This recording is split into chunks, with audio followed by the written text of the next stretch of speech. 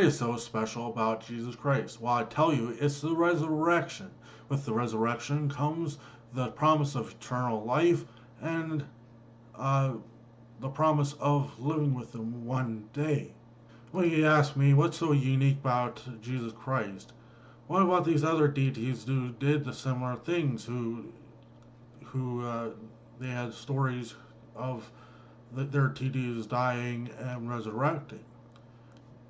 What's so unique about Jesus Christ? Didn't the Christians just copy their myth from previous myth that these stories were copied and recycled and remixed over the eons?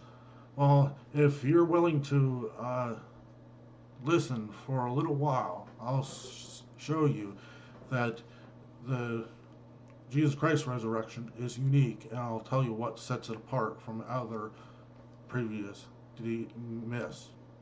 Mithra is an Iranian god of light, oath, justice, and sun, and contracts and friendship, in which the ideas of worship of the deity got filtered through Zoroastrianism in 6th century BC.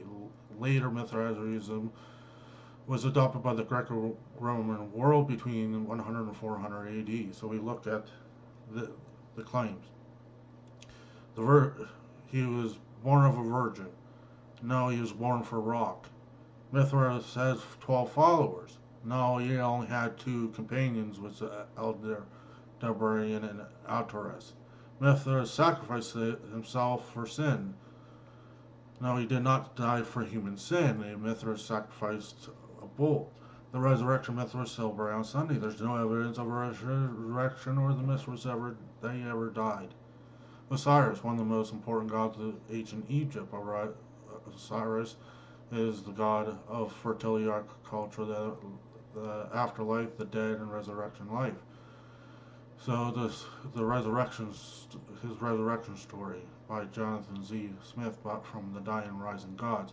Osiris murdered and his body dismembered and scattered. The pieces of his body were recovered and rejoined, and the god was rejuvenated. However, he did not return to his former mode of existence, but rather journeyed to the underworld, where he became the powerful lord of the dead. In no sense can Osiris be said to have risen in the sense required by dying rising pattern. Most certainly he never considered it as an annual event.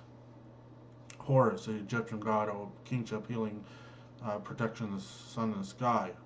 Horus was conceived by a virgin who was named Mary.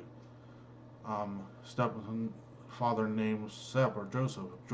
Horus was not conceived by a virgin. He was conceived by his mother Isis having a sexual union with his father. Horus had 12 disciples. He only had 4 disciples, but at one point in the story, it referenced 16 followers.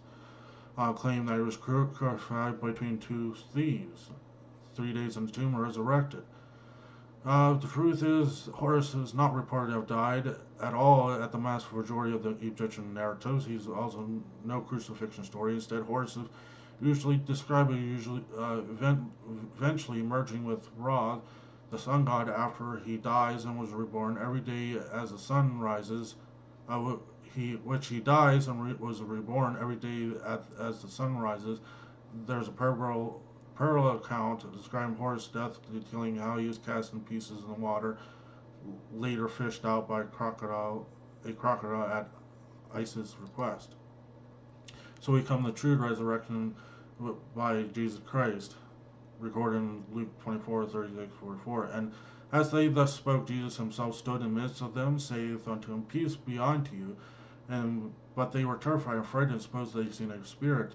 And they said unto him, Why are you so troubled? Why do thoughts arise in your hearts? Behold, my hands and my feet, my son handling for a spirit hath not flesh and bones, as you see me have.